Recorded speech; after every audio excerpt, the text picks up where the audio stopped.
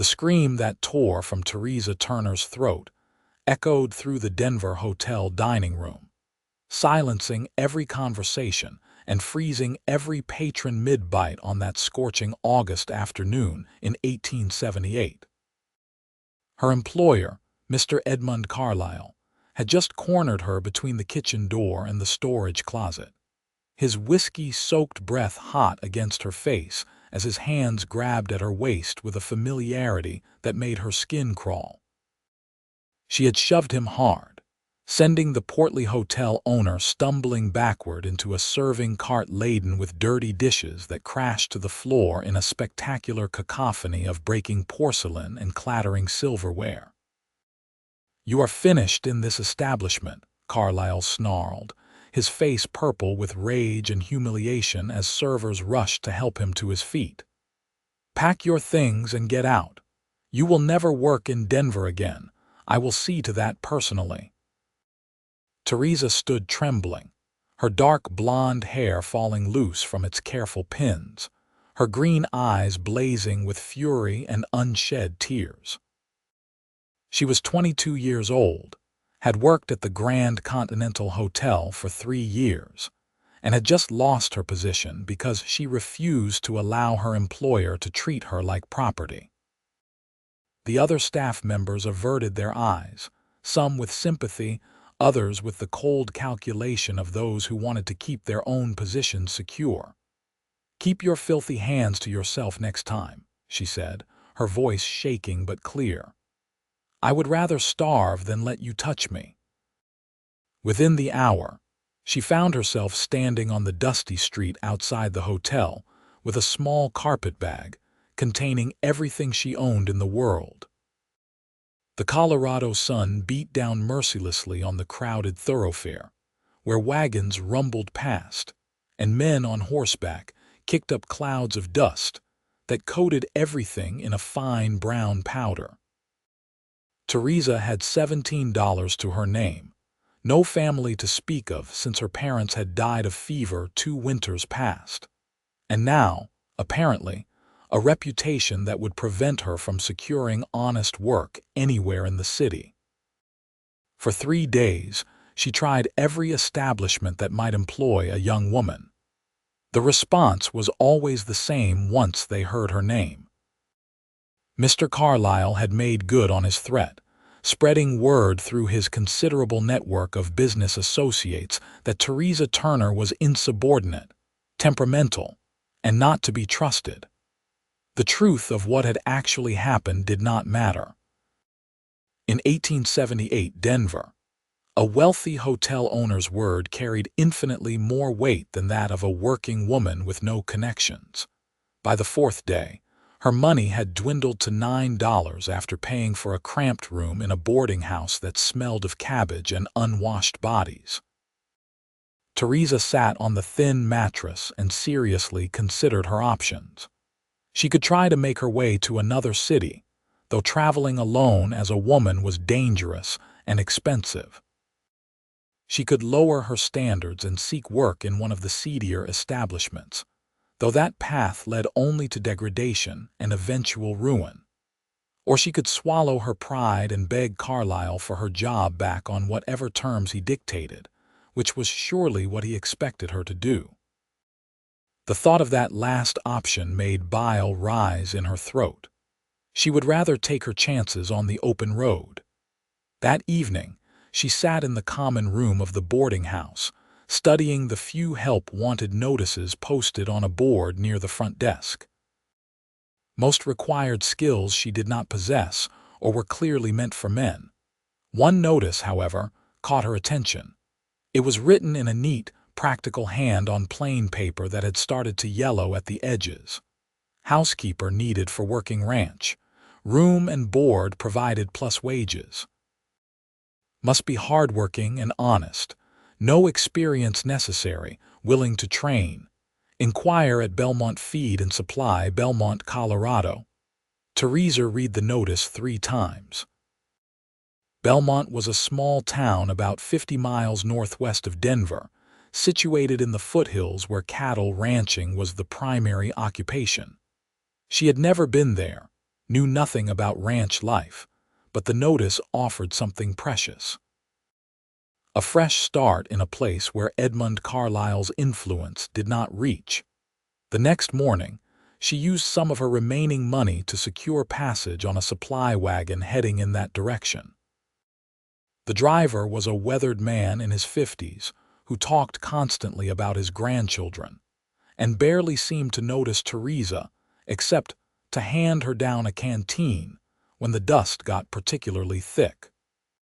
The journey took most of the day, following rough roads that wound through increasingly rugged terrain.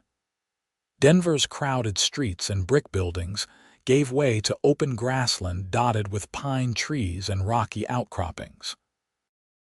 The mountains loomed larger with each passing mile, their peaks still touched with snow even in late summer. Belmont turned out to be a small settlement clustered around a single main street with perhaps 24 buildings in total. There was a general store, a feed and supply shop, a blacksmith, a modest church, a saloon, and a scattering of other establishments that served the ranching community scattered across the surrounding countryside. The population could not have been more than a few hundred souls, and Theresa suspected that number included everyone living within a 10-mile radius.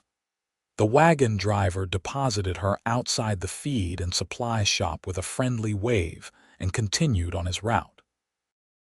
Theresa stood for a moment, suddenly uncertain. What if the position had already been filled? What if they took one look at her and decided she was not suitable for ranch work? She had spent her entire adult life working indoors, waiting tables and making beds and scrubbing floors. She knew nothing about cattle or horses or any of the practical skills that ranch life surely required. But she had come this far, and turning back was not an option. The feed and supply shop was dim and cool inside, stacked high with burlap sacks of grain, coils of rope, tools of various descriptions, and the 1,000 other items necessary for frontier life. A man behind the counter looked up as she entered, his expression curious but not unwelcoming. "Help you, miss. I am inquiring about the housekeeper position," Theresa said, trying to sound more confident than she felt. "The notice posted in Denver." The man's eyebrows rose slightly. "That notice has been up for near 3 months now. You came all this way on speculation." "I am in need of work," she said simply. "The notice said to inquire here." He studied her for a long moment, taking in her travel-worn dress and the carpet bag clutched in her hand. Whatever he saw must have satisfied him because he nodded slowly. "The Quinn Ranch. It is about 6 miles west of here, up toward the high country. Yates Quinn is the owner. He is the one looking for help." "How would I get there?" "You would need a horse or a wagon. The road is passable but rough." He hesitated, then added, "I could send word with someone heading that direction if you want to wait. Or if you are in a hurry, I suppose I could loan you a horse for a deposit. You seem respectable enough, though I do not know you from Adam." Theresa considered her dwindling funds. "If you could send word, I would be grateful. I can wait." As it turned out, she did not have to wait long. Within an hour, a young cowhand came into the shop to pick up some supplies and agreed to carry a message to the Quinn Ranch. Theresa wrote a brief note stating her interest in the position and settled onto a bench outside to wait, unsure what else to do. The late afternoon stretched into evening. She was beginning to think the whole venture had been a fool's errand when she heard the sound of a horse approaching at a steady trot. A man rode up the street and dismounted in front of the supply shop with the easy grace of someone who had spent his entire life on horseback. He was tall, perhaps 30 years old, with dark hair that needed cutting and strong, weathered features that spoke of long hours in the sun and wind. He wore working clothes, nothing fancy, but everything was clean and well maintained. There was something solid about him, something that suggested capability and quiet confidence. "Miss Turner," he said, approaching her with his hat in his hands. "Yes," Theresa said, standing quickly. "Yates Quinn. I own the ranch west of here. Got your message about the housekeeper position." "Thank you for coming so quickly, Mr. Quinn." He studied her with eyes that were a startling shade of blue-gray, taking in details with the same careful attention she imagined he might give a horse he was considering purchasing. But there was nothing offensive in his regard, just a straightforward assessment. "You have housekeeping experience, 3 years at the Grand Continental Hotel in Denver," she said. "I can cook, clean, do laundry, manage household accounts if needed. Why did you leave?" The direct question caught her off guard. She had prepared several vague responses, but something in his steady gaze made evasion seem pointless. "I was dismissed because I refused my employer's inappropriate advances. He has blacklisted me throughout Denver."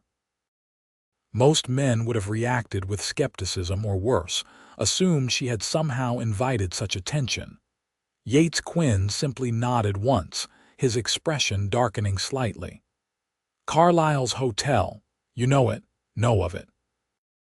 And I have heard stories about Edmund Carlyle that would make decent people's skin crawl."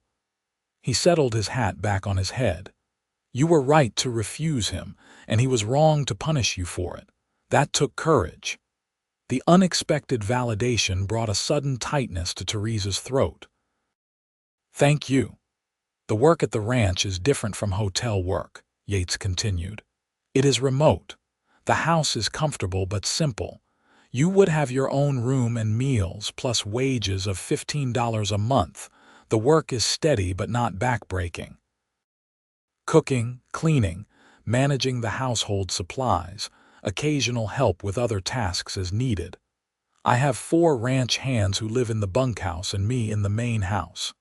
Everyone is respectful or they do not stay employed. Do you think that would suit you?" $15 a month with room and board was more than she had been making at the hotel, and the prospect of living somewhere remote, away from the complications and disappointments of city life, held sudden appeal. "Yes, Mr. Quinn. I believe it would suit me very well. Call me Yates. We are not formal out here," he gestured toward his horse. "Can you ride?" "Not really," she admitted. "We will have to remedy that eventually, but for tonight I brought the wagon." He pointed to where a sturdy wagon with 2 horses waited at the end of the street. "Figured you might have luggage." It was such a small, practical kindness, but it touched her nonetheless. "Just this bag. Light traveler. That is a useful quality out here." He smiled then, transforming his serious face into something warmer and more approachable. "Let us get you home before full dark. The road is tricky if you do not know it." The journey to the Quinn Ranch took them along a winding track that climbed steadily into the foothills. The last of the day's light painted the landscape in shades of gold and amber, and the air grew noticeably cooler as they gained elevation. Yates drove with relaxed competence, pointing out landmarks and explaining the geography of the area. His ranch, he told her, ran about 800 head of cattle across several thousand acres of grazing land. It was not the largest operation in the territory, but it was successful and growing. "My father started it 20 years ago," he said as the wagon jolted over a particularly rough section of road. "Built it from nothing. I was 8 years old when we settled here, and I have been working this land ever since. He passed 3 years ago, left it all to me. I am sorry for your loss." "He lived a good life and died in his sleep at 62. Could have been worse." He glanced at her. "What about your family?" "My parents died of fever 2 years ago. I have no siblings, no other relatives that I know of. So you are alone in the world." "Yes. That is hard," he said quietly. "But sometimes starting fresh can be a blessing too. You get to decide who you want to be without the weight of other people's expectations." She had never thought of her isolation in quite those terms, but there was wisdom in his words. Perhaps losing everything did offer a strange sort of freedom. The ranch house came into view as they crested a rise. It was a solid two-story structure built from local timber and stone, with a wide porch that wrapped around three sides and stone chimneys at either end. Outbuildings were scattered nearby, including a large barn, corrals, a bunkhouse, and various sheds and storage structures. The setting was spectacular, nestled in a small valley with pine-covered hills rising on three sides and a view west toward the higher peaks of the Rockies. A creek ran through the property, its water glittering in the fading light. "It is beautiful," Theresa said, and meant it. "It is home," Yates said simply. He drove the wagon up to the main house and set the brake before jumping down and coming around to help her descend. His hands at her waist were impersonal, merely practical, but she noticed they were strong and calloused from hard work. "Come on, I will show you around before it gets too dark." The house was clean but clearly lacked a woman's touch. The furniture was sturdy and functional, the floors swept, but in need of a good scrubbing, the kitchen adequate but poorly organized. Yates showed her through the main floor, including the large kitchen with its cast iron stove, the dining room with a long wooden table that could seat a dozen people, and the comfortable parlor with its massive stone fireplace. "Upstairs are 4 bedrooms," he said, leading the way up a solid staircase. "I use the largest one at the front. You can have your pick of the other 3. They are all roughly the same size. The men bunk in the separate building out back, so you will have privacy up here." He showed her the rooms, each furnished simply with a bed, wardrobe, washstand, and a single window. She chose the one that faced east, toward the sunrise and the view of the valley below. It was more space than she had ever had to herself, and the bed, when she tested it, was firm and comfortable. "I will let you settle in," Yates said from the doorway. "Are you hungry?" She realized she had not eaten since early morning. "Yes, actually. There is bread and cold meat in the larder, and I can make coffee if you want it. Nothing fancy, I am afraid. Cooking is not my strongest skill, which is one reason I need help." They returned to the kitchen, where Yates proved his words by producing a simple but adequate meal. They ate at the kitchen table, the lamp between them casting warm circles of light in the gathering darkness. Yates explained the household routines, what supplies needed ordering, how the ranch operated. He was clear and patient in his explanations, treating her like an intelligent adult whose opinions mattered, which was a refreshing change from her experience with previous employers. "The hands take their breakfast at dawn and supper at sunset," he said. "They are capable of making their own meals, but they would appreciate someone cooking for them, I know. At minimum, if you could handle breakfast and supper for everyone, that would be helpful. Lunch is usually cold fare that anyone can assemble. Does that seem manageable?" "Yes, certainly." "Good. As for cleaning and other household tasks, use your judgment. I am not particular about much except that things should be clean and orderly. Manage supplies as you see fit, just keep track of expenses. Once a month I go into Belmont for major supply runs. If you need things before then, let me know and I will arrange it." "You are very trusting," Theresa observed. "You know almost nothing about me."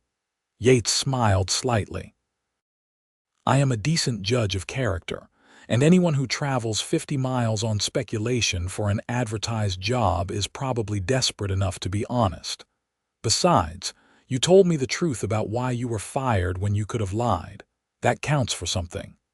Still, you are taking a risk." "Life is risk," he said with a shrug. "But I do not think I am wrong about you, Miss Turner." "Theresa," she said. "If I am to call you Yates, you should use my first name." "Theresa," he agreed. "That is settled then. Tomorrow I will introduce you to the hands and let you get oriented. For tonight, get some rest. "You have had a long day." She had indeed, and suddenly the exhaustion of the past week caught up with her all at once.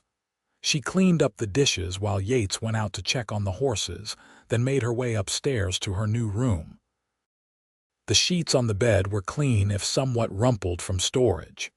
She smoothed them out, unpacked her few belongings, and changed into her nightgown before crawling under the quilts. Through the open window she could hear the sound of the creek, the occasional lowing of cattle in the distance, and the vast silence of the countryside. It was so different from Denver's constant noise, and so utterly peaceful that she felt something tight in her chest begin to loosen. For the first time in days, maybe weeks, she felt safe. Morning came early on a ranch. Theresa woke to the gray light of pre-dawn and the sound of men's voices outside as the hands began their day. She dressed quickly in her most practical dress and made her way downstairs to find the kitchen empty, but the stove still warm from the previous night's fire. She built up the fire, found the supplies, and set about making breakfast. By the time Yates came in from the barn, she had coffee brewing and was working on flapjacks and bacon. He stopped in the doorway, surprise evident on his face. "You did not have to start so early." "The men need breakfast," she said simply. "How many am I cooking for?" "4 hands plus me." "5 total. The table in the dining room will work then. The hands usually eat in the bunkhouse." "They can eat there or here, whichever is preferred," Theresa said, flipping flapjacks with practiced efficiency. "But they are working men and deserve a good hot meal to start the day." Yates studied her for a moment, something like approval in his expression. "I will let them know." "Thank you, Theresa." The ranch hands appeared shortly after, somewhat awkward and uncertain about eating in the main house. They were a varied group, ranging from a grizzled veteran named Hank, who had worked for Yates's father, to a young man, barely 20, named Tom, who was in his first season as a cowhand. The other two, Pete and Jesse, were somewhere in between, experienced workers who knew their jobs and did them without complaint. Theresa served them breakfast and coffee, and watched their initial wariness transform into appreciation, as they tasted food better than anything they had been managing for themselves. By the end of the meal, Hank was declaring her an angel sent from heaven, and even the shy Tom managed a smile and a thank you. "You keep feeding us like this, Miss Theresa, and we will never want to leave," Pete said, pushing back from the table with a satisfied sigh. "That is the idea," Yates said from his seat at the head of the table. "Happy workers are productive workers." After the men headed out to begin their day's tasks, Theresa cleaned up the breakfast dishes and took stock of the kitchen. It needed a thorough scrubbing and reorganization, which she set about doing with systematic efficiency. Yates appeared periodically to check if she needed anything, but mostly left her to her work. Over the following days, Theresa fell into the rhythm of ranch life. She woke early to prepare breakfast, spent the morning on household tasks, prepared dinner in the evening, and managed the countless small details that kept a household running smoothly. It was hard work, but satisfying in a way her hotel job had never been. Here, she could see the direct results of her labor. The house transformed under her care, becoming cleaner, more organized, more comfortable. The men clearly appreciated her cooking and began lingering after meals to chat and joke, the initial awkwardness giving way to easy camaraderie. Yates proved to be everything his first impression suggested and more.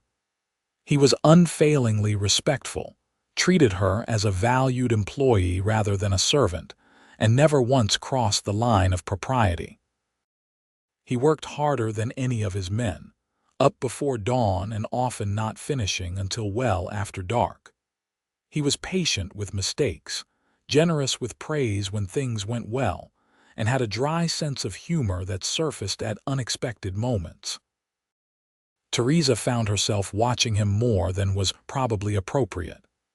The way he moved with unconscious grace, the competence with which he handled every task, the kindness he showed to animals and people alike. He was handsome in a rugged, understated way, but it was more than his physical appearance that drew her attention. There was an integrity to Yates Quinn, a fundamental decency that she had rarely encountered in men. 3 weeks after her arrival, Yates announced that he was making the monthly supply run to Belmont and asked if she wanted to accompany him to purchase household items directly rather than working from a list. The prospect of a day away from the ranch, even for practical errands, was appealing. They set out early in the wagon, the morning air cool and pleasant. Yates was more talkative than usual, pointing out features of the landscape, telling stories about his early years on the ranch, asking questions about her life before Denver. She found herself opening up to him in ways she had not expected, sharing memories of her parents, her dreams of a different life, her fears and uncertainties. "You should learn to ride," Yates said at one point. "A horse gives you freedom out here. You can explore, go where you want without waiting on anyone else." "I would like that," Theresa admitted, "though I am not sure where I would find the time." "We will make time," he said firmly. "Starting next week, I will teach you myself." In Belmont, they made their rounds to the various shops. Theresa selected supplies with careful attention to both quality and cost, and Yates approved every choice without question. They lunched at the town's modest restaurant where the proprietress, a friendly woman named Martha, clearly knew Yates well. "So this is your new housekeeper," Martha said, studying Theresa with open curiosity. "The men in town have been speculating about her for weeks." "Have they now?" Yates said dryly. "You know how gossip is. A pretty young woman moves out to a bachelor's ranch, people talk." Martha winked at Theresa. "Ignore them, dear. Yates is one of the good ones, and anyone who knows him knows he would never take advantage." "I am learning that," Theresa said, surprising herself with the warmth in her voice. On the drive back, Yates was quiet for a long stretch before finally speaking. "Does it bother you, the gossip?" "Should it? Some women would worry about their reputation." "My reputation was destroyed in Denver by a man who lied about me," Theresa said. "If people in Belmont want to gossip, I cannot stop them, but I know the truth of my situation, and so do you. That is what matters. You are a remarkable woman, Theresa Turner." "I am simply a woman who refuses to be treated poorly," she said. "I do not think that should be remarkable, but I suppose it is." "Remarkable," Yates repeated softly. Nonetheless, the riding lessons began the following week. Yates selected a gentle mare named Daisy and spent patient hours teaching Theresa the basics of horsemanship. She proved an apt student, though she fell off more than once in the early days, always landing hard enough to knock the breath from her lungs but never seriously injuring herself. Yates was always there immediately, helping her up, checking for injuries, encouraging her to try again. "You are doing well," he said after a particularly successful session where she had managed to trot without losing her seat. "A natural rider."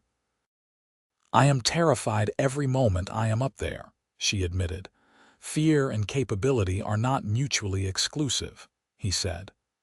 "The bravest people I know are the ones who do things despite being afraid." As summer gave way to early autumn, Theresa realized she had been at the ranch for 2 months and had never been happier.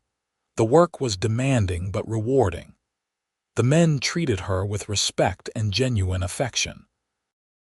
The landscape, with its ever-changing moods and dramatic beauty, fed something in her soul she had not realized was starving.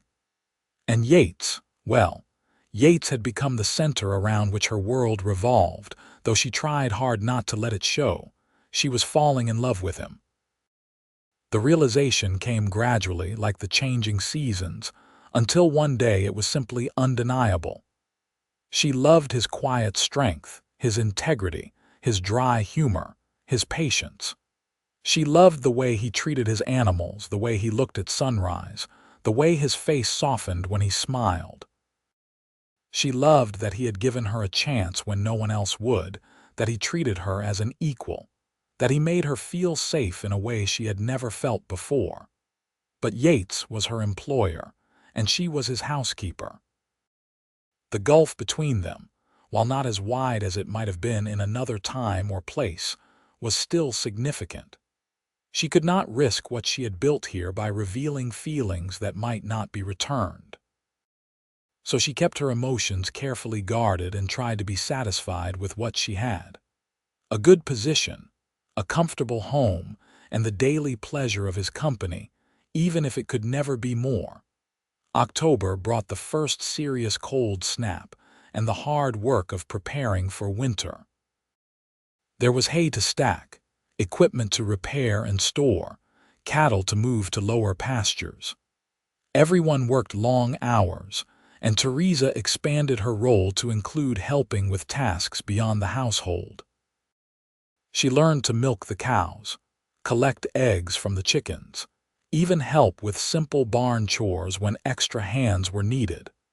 One evening after an exhausting day, she was in the kitchen preparing supper when Yates came in from the barn. He looked tired, his clothes dusty and his hair disheveled, but he paused when he saw her working at the stove. "You have done enough for today," he said. "Let me help. I am almost finished. Then let me keep you company." He washed his hands at the pump and took a seat at the kitchen table. "Can I ask you something, of course? Do you miss Denver? City life?" Theresa considered the question carefully. "I miss some things. The convenience of having shops nearby, the occasional cultural event, but the people, the politics, the judgment, no, I do not miss any of that. Why do you ask?" "Just wondering if you are happy here, if this life suits you." "I am happier than I have been in years," she said honestly. "This place, this work, it feels right in a way nothing in Denver ever did." "I am glad," Yates said quietly. "I cannot imagine the ranch without you now. You have made it a home again in ways I did not even realize it had stopped being." The sincerity in his voice made her turn to face him. "That is kind of you to say." "It is not kindness, it is truth." He held her gaze for a long moment, something intense and unreadable in his eyes. Then he looked away, seeming to shake himself. "What is for supper? It smells wonderful." The moment passed, but it left Theresa's heart racing and her hands unsteady as she finished preparing the meal. Winter arrived in earnest in November, bringing snow that blanketed the valley in white and tested everyone's resilience. The work changed but did not lessen. Cattle needed feeding, water troughs needed breaking free of ice, paths needed clearing. The house became a warm refuge against the cold, and Theresa took pride in keeping it comfortable and welcoming. The hands spent more time indoors during the worst weather, and the evenings often evolved into informal gatherings in the main house. Someone would produce a fiddle, another a harmonica, and there would be music and stories and laughter. Theresa learned to dance, coached by Tom, who despite his shyness proved to be an excellent dancer. Yates watched these sessions with a smile, occasionally joining in but more often sitting back and observing with quiet contentment. One evening in mid-December, a severe storm rolled through, dumping 2 feet of snow and driving the temperature below zero. The hands made it to the bunkhouse before the worst hit, but Yates had been out checking on some cattle and came back to the house half frozen and exhausted. Theresa took charge immediately, getting him out of his wet clothes, wrapping him in blankets, pressing hot coffee into his shaking hands. "Foolish to stay out so long," she scolded, though her voice was tight with concern. "Had to make sure they were sheltered," he said through chattering teeth. "Could not leave them to freeze. And what good would you be to anyone if you froze yourself? Are you angry with me?" "Yes," she said, though the word came out more frightened than angry. "You scared me. I am sorry." His hand found hers and squeezed gently. "But I am all right, thanks to you." She sat with him until he warmed up, until his color returned and the shivering stopped. Only then did she allow herself to relax, to acknowledge how terrified she had been when he stumbled through the door looking like a ghost of himself. "Theresa," he said softly, "can I tell you something? Anything? I think I am falling in love with you." The words hung in the warm air between them, stunning in their simplicity. "I have been trying not to. You work for me, and I did not want you to feel pressured or uncomfortable. But tonight, when I was out there in the cold, all I could think about was getting back here. To you. To this home you have made. And I realized I did not want to wait anymore to tell you the truth." Theresa's heart seemed to stop and then restart with a force that left her breathless. "Yates, if you do not feel the same, we can forget I said anything," he continued quickly. "You will always have a place here, always be safe and respected, regardless of how you answer. But I had to tell you, I had to let you know." "You foolish man," she said, and her eyes were bright with tears. "I have been in love with you for months. I thought I was hiding it so well." "You were," he said, wonder in his voice. "I had no idea. I thought I was alone in this." "Never alone," she said, and then his arms were around her and she was laughing and crying at the same time. "Never alone again." He kissed her then, tentative at first and then with growing confidence as she responded. It was nothing like the unwanted advances she had endured from Edmund Carlyle. This was mutual and wanted and perfect, the joining of two people who had found something unexpected and precious in each other. When they finally broke apart, Yates was smiling in a way she had never seen before, his whole face transformed with joy. "Marry me," he said. "I know it is too soon, I know we should wait, but I cannot imagine my life without you in it. Marry me and be my wife and let us build this life together properly." "Yes," Theresa said without hesitation. "Yes, absolutely yes."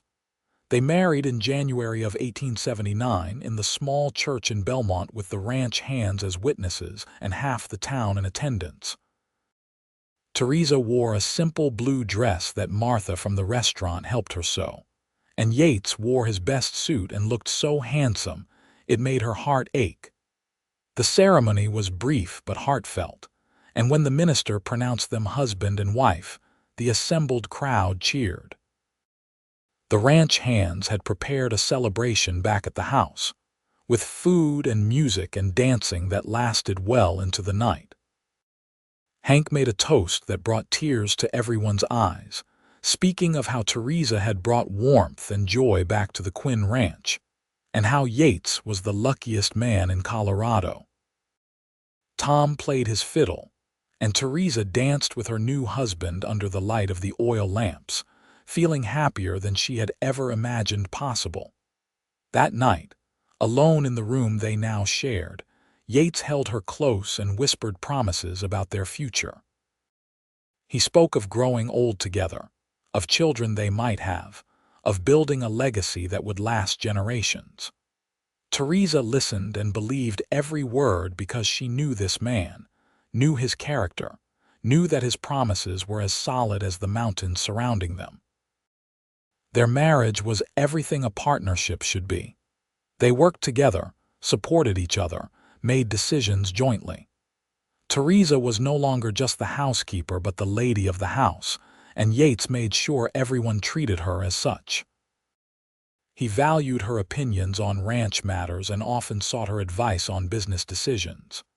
She learned more about ranching, becoming genuinely interested in the work and the animals. Together, they made improvements to the property, expanding the house, upgrading equipment, improving the stock. Spring came early in 1879, melting the snow and revealing the greening land beneath. Theresa discovered she was pregnant in April, and Yates's reaction was everything she could have hoped for. He was overjoyed and terrified in equal measure, treating her like she might break even though she insisted she was healthy and strong. "I am having a baby, not dying of plague," she told him when he tried to prevent her from lifting a basket of laundry. "I just want to keep you both safe," he said. "We are safe," she assured him. "We are exactly where we are supposed to be." The pregnancy progressed normally through the summer. Theresa continued with light work, ignoring Yates's protests that she should rest more. The hands were endlessly entertained by their bosses hovering, though they were also excited about the prospect of a baby on the ranch. Tom started carving a cradle in his spare time, a beautiful piece of craftsmanship that brought tears to Theresa's eyes when he presented it. In November, during the first snow of the season, Theresa went into labor. It was long and difficult, and there were moments when Yates, pacing outside the bedroom while Martha from Belmont assisted inside, genuinely feared he might lose them both. But Theresa was strong, and when he was finally allowed in the room, he found her exhausted but smiling, holding a squalling, red-faced infant. "A boy," she said. "We have a son." They named him William, after Yates's father, and from the moment Yates held that tiny life in his hands, he was completely transformed. He had thought he understood love before, but this was something entirely new. This was his child, his and Theresa's, a living symbol of their union and their future. William proved to be a healthy, happy baby who grew quickly. The ranch became his playground, with all the hands acting as surrogate uncles who spoiled him shamelessly. Hank taught him to whistle before he could properly talk. Tom carved him toys. Pete showed him how to interact with the horses. And Yates, well, Yates was the kind of father who participated fully in every aspect of his son's life, changing diapers and walking the floor with a colicky baby, and singing ridiculous songs that made Theresa laugh. "You are going to ruin him," she said one evening, watching Yates play with William on the floor. "A child cannot be ruined by too much love," Yates responded. "Only by too little."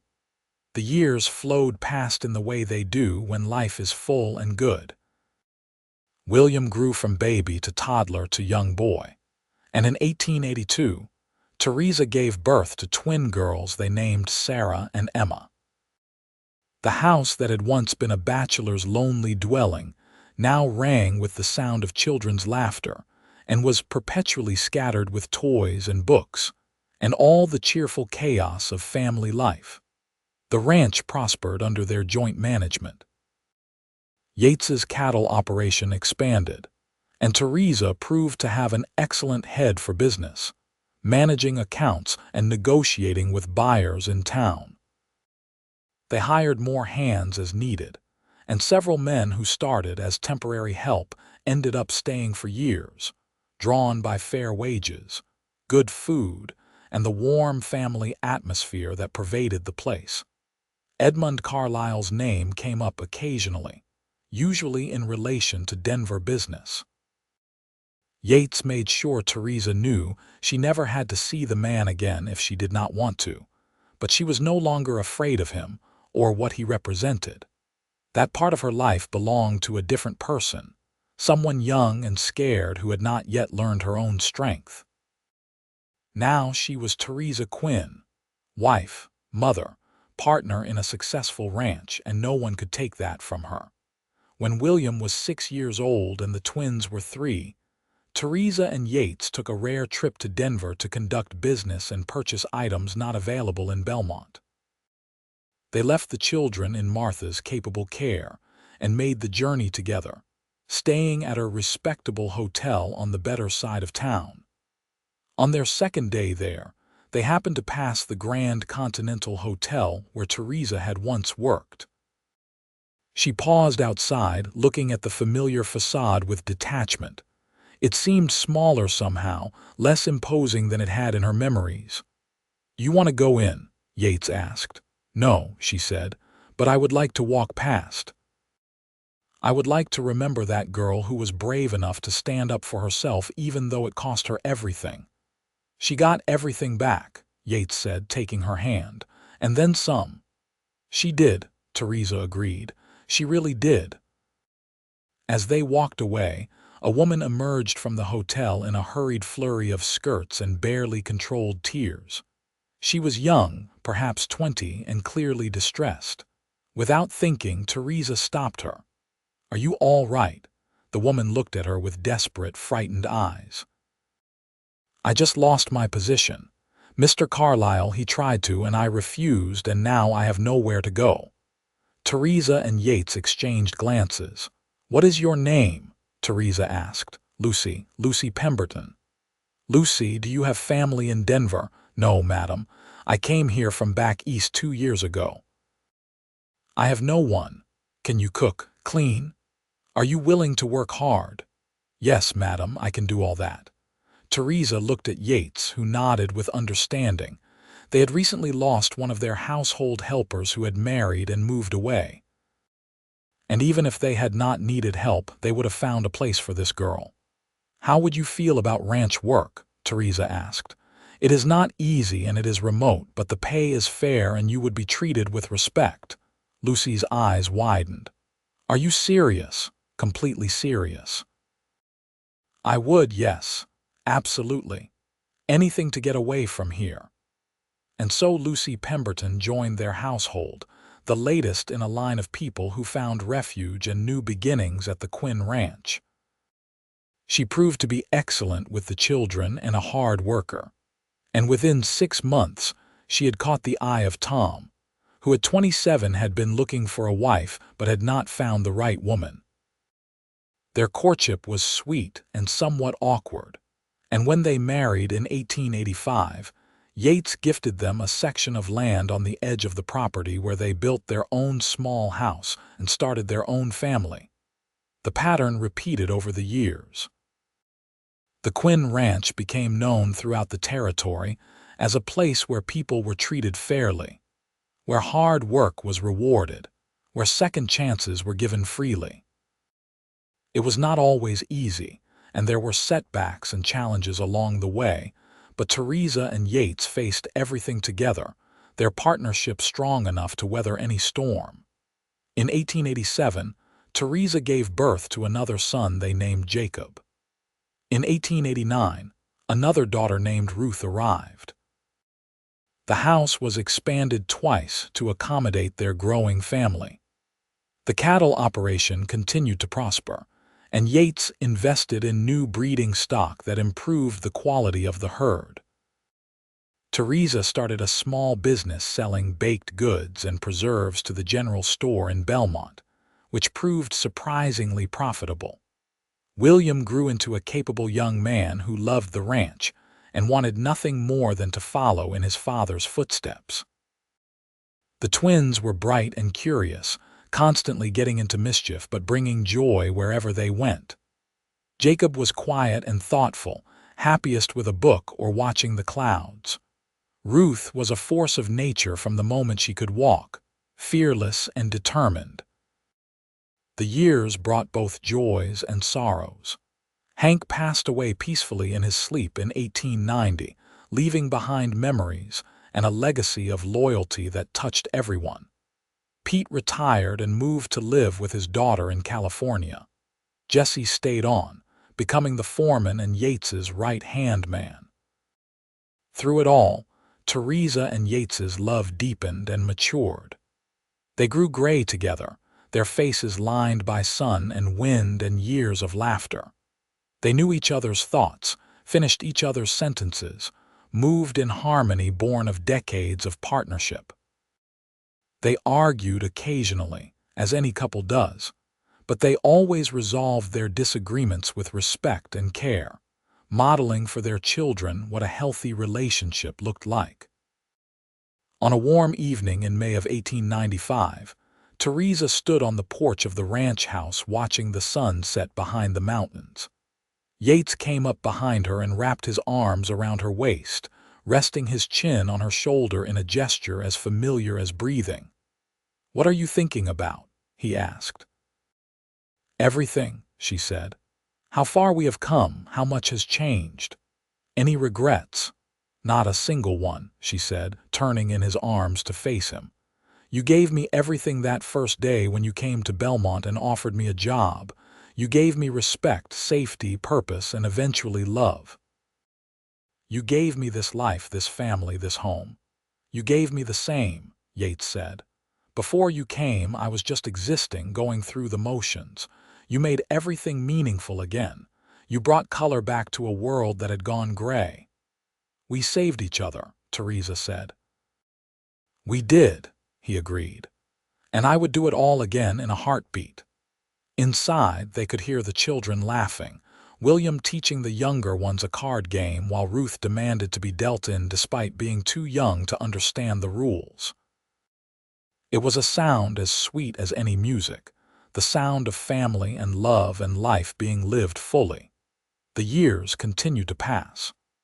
William married in 1898 and brought his wife Maria to live on the ranch, taking over more of the day-to-day operations as Yates gradually stepped back. The twins married within months of each other in 1900, Sarah to a schoolteacher and Emma to a banker's son. Both stayed in the area, visiting often with their growing families. Jacob, true to his nature, went east to college and became a lawyer, though he returned home every summer without fail. Ruth, surprising no one, married a cowboy from a neighboring ranch and ran her own small cattle operation with fierce competence. Grandchildren arrived in abundance, and Theresa found that being a grandmother was even more delightful than being a mother. She could spoil them outrageously and then send them home. She could pass on family stories and traditions. She could watch Yates with these small people and fall in love with him all over again. In 1902, now aged 46, and with silver threading through her hair, Theresa sometimes thought about that desperate, frightened young woman who had stepped off a supply wagon in Belmont with nothing but a carpetbag and hope. That woman could never have imagined this life, this abundance of blessings. She had been looking for a job, for safety, for a place to belong. Instead, she had found love, partnership, family, and a home that nourished her soul. The ranch continued to thrive under William's management, allowing Yates and Theresa more leisure time.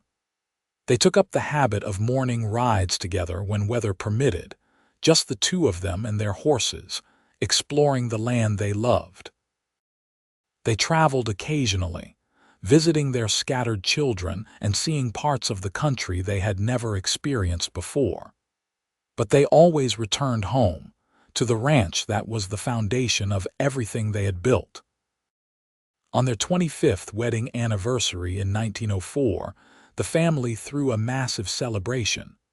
All the children came home, bringing spouses and offspring. Friends traveled from across the territory. The barn was transformed for dancing. Tables groaned with food, and the festivities lasted for 3 days. Speeches were made, tears were shed, laughter echoed across the valley. Yates stood before the assembled crowd and spoke from the heart. 25 years ago, I went to Belmont looking for a housekeeper. I found the love of my life. I found my partner, my best friend, the mother of my children, and the reason I wake up grateful every single morning. Theresa, you are the best thing that ever happened to me, and I would live all of it again every moment just to end up right here with you. Theresa, standing beside him with tears streaming down her face, could only nod and hold his hand tighter. What could she say that would encompass everything she felt? How could words capture the depth of love that had sustained them through a quarter-century of life together? "Thank you," she finally managed, "for taking a chance on a desperate woman with nothing to offer but her willingness to work hard. Thank you for seeing worth in me when no one else did. Thank you for building this beautiful life with me. I love you more today than I did on our wedding day, and I will love you more tomorrow than I do today." The celebration continued late into the night, but eventually the guests departed, and the family dispersed to their various homes. Theresa and Yates stood on their porch once more, watching the stars emerge in the darkening sky. "You remember that storm early on when I came back half frozen?" Yates asked. "Of course I remember. I thought you were going to die on me before I even had a chance to tell you how I felt." "That was the night I knew for certain," he said. "When I saw the fear in your eyes, the way you cared for me, I knew you felt something too, even if you were hiding it. That was the night everything changed." "Everything changed the day you rode into Belmont to meet me," Theresa corrected. "I just did not know it yet." "Fair point," he said with a smile. They stood in comfortable silence, two people who had weathered decades together and emerged stronger for it. The ranch land stretched out before them, bathed in moonlight, beautiful and eternal. Cattle lowed in the distance. A coyote called from the hills. The creek burbled its endless song. The years continued to be kind. Yates and Theresa grew old together with grace and humor, their bodies slowing but their minds and hearts sharp. They watched their children succeed and thrive. They welcomed more grandchildren and eventually great-grandchildren. The ranch prospered under William's leadership, expanding and adapting to changing times while maintaining the values his parents had established.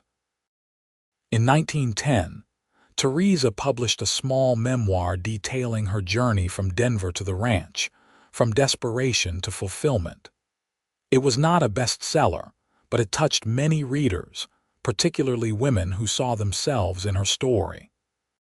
She received letters from across the country, from women who had faced similar trials and found inspiration in her resilience. She answered every letter personally, offering encouragement and the wisdom she had gained through hard experience. Yates, at 62, was still active but beginning to feel his age. His joints ached in cold weather, and he no longer could work the long, hard hours of his youth. But he remained engaged with the ranch, consulting with William on major decisions, and teaching his grandchildren everything he knew about cattle and horses and the land. On a golden afternoon in September of 1912, Theresa found Yates in the barn, speaking quietly to an old horse that had been his father's originally. The horse was ancient now, 29 years old, living out its retirement in comfort. Yates was stroking its neck with gentle hands, his expression distant. "Saying goodbye?" Theresa asked softly. "Remembering," Yates said. "This horse was here when I was a boy. It carried my father and me and now William. It represents our whole history in a way. That is beautiful." "Everything ends, Theresa, even the good things. But the love does not end," she said, coming to stand beside him. "The love we create, the family we build, the legacy we leave that continues, that is how we become immortal." He turned to her and smiled, that wonderful smile that still made her heart skip. "When did you become so wise?" "I learned it from you." The old horse died peacefully a week later. They buried it on a hillside overlooking the valley, and Yates said a few words about loyalty and service and the bonds between human and animal. It was a small ceremony, just family, but it mattered. Time, which had seemed to flow so slowly in the early years, now moved with increasing speed. Seasons blurred together. Children grew and changed. The world beyond the ranch transformed in ways both wonderful and troubling. But the Quinn Ranch remained a constant, an anchor in changing times. Yates Quinn passed away in his sleep on a cold January night in 1915, 2 months shy of his 67th birthday. He had lived a full, good life, and his death, while devastating to those who loved him, was also a kind of grace. He did not suffer. He did not linger.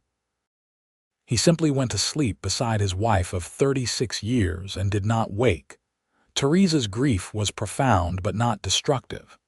She had known this day would come eventually, had tried to prepare herself. though such preparation was ultimately impossible. She mourned deeply, but she also celebrated the life they had shared. At the funeral, she stood straight and dry-eyed, speaking of the man she had loved with eloquence and pride. "Yates Quinn gave me everything," she told the assembled crowd. "He gave me a chance when I had nothing. He gave me respect when others had shown me none. He gave me love when I had stopped believing I deserved it. He taught me that true partnership means building something together that neither could have achieved alone. He was my husband, my friend, my partner in every sense of the word, and I was blessed beyond measure to have shared my life with him." She lived another 8 years after Yates's death, remaining active and engaged with her family and the ranch. William ran the operation with the same values his parents had instilled, and his own children were beginning to take on responsibilities. The Quinn Ranch had become a multi-generational enterprise, respected throughout Colorado. Theresa spent her final years writing, gardening, and enjoying her grandchildren and great-grandchildren. She never remarried. When asked why, she said simply that she had already experienced the love of her life and saw no need to try to replicate what could not be replicated. She passed away peacefully in June of 1923, aged 67, sitting in her favorite chair on the porch watching a summer sunset. She had lived to see the automobile become common, women gain the right to vote, and the world change in fundamental ways. But the view from the porch, the mountains and valleys and endless sky remained the same. They buried her beside Yates on the hillside near the Old Horse, under a simple stone that read, "Theresa Quinn, beloved wife, mother, grandmother. She built a life of love and left a legacy of strength." The Quinn Ranch continued for generations, a testament to what two people had built from courage and love.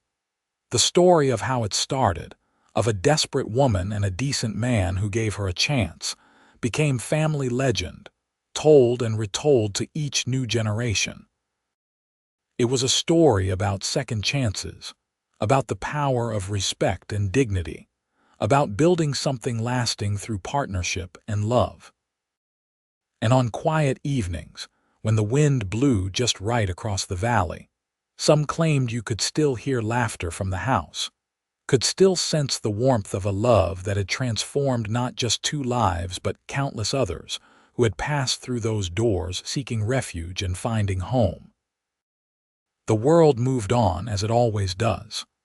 The Wild West became tame, the frontier closed, the old ways gave way to the new. But the values Theresa and Yates had established, the legacy they had left, endured. Their great-great-grandchildren still worked the land, still raised cattle, still treated people with the respect and dignity that had been the foundation of everything their ancestors built. And sometimes, in the ranch house that had been expanded and modernized but still retained its essential character, people would pause and remember. They would remember a young woman with nothing but courage, and a man with nothing but decency, who had found each other and built something beautiful. They would remember that love, real love, was not just about romance but about respect, partnership, and the willingness to build something together that would outlast you both. That was the true story of Theresa and Yates Quinn. Not just that they fell in love, though they did, passionately and enduringly, but that they created something bigger than themselves, something that provided hope and opportunity and home to countless people across decades.